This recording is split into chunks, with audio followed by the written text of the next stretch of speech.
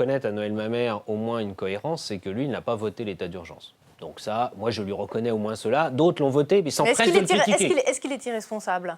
Moi, je pense que dans la période actuelle, oui, c'est irresponsable de dire qu'il y a besoin de prendre aucune mesure particulière. Ça, c'est le refus de voter l'état d'urgence. Et puis, dès qu'il est appliqué, et c'est là que je dis qu'il y a des personnes qui l'ont voté, mais qui s'empressent de dire que l'application ne leur convient pas. Mais à ce moment-là, il ne fallait pas le voter. Parce que c'est normal qu'il y ait des assignations à résidence ou des perquisitions. C'est le but de l'état d'urgence. C'est normal. Les assignations à résidence touchent des militants écologistes. Est-ce que là, on ne s'éloigne pas un peu du terrorisme ? De qui on parle ? De qui on parle ?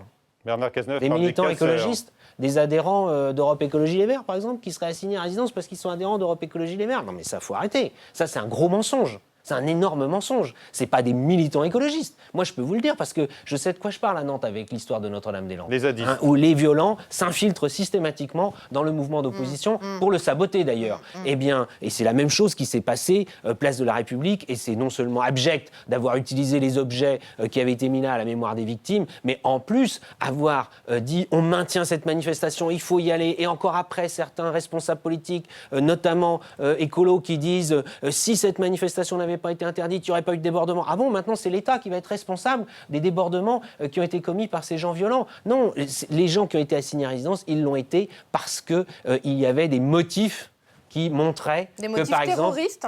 Par exemple, ils refusaient... Alors, il y a les motifs, oui, il y a les motifs liés au terrorisme, c'est l'objet principal, mais il y a aussi les motifs, et moi je l'assume, des gens qui ne veulent pas respecter les interdictions de manifestation, qui veulent organiser des manifestations dont on sait qu'elles vont avoir ces conséquences violentes. Parce que vous savez, sur la COP21, on le savait bien avant les attentats, qu'il y avait des gens qui préparaient des opérations de sabotage dans des manifestations, et d'ailleurs qui manifestaient en disant on est anti-COP21. C'était pas pour la COP21.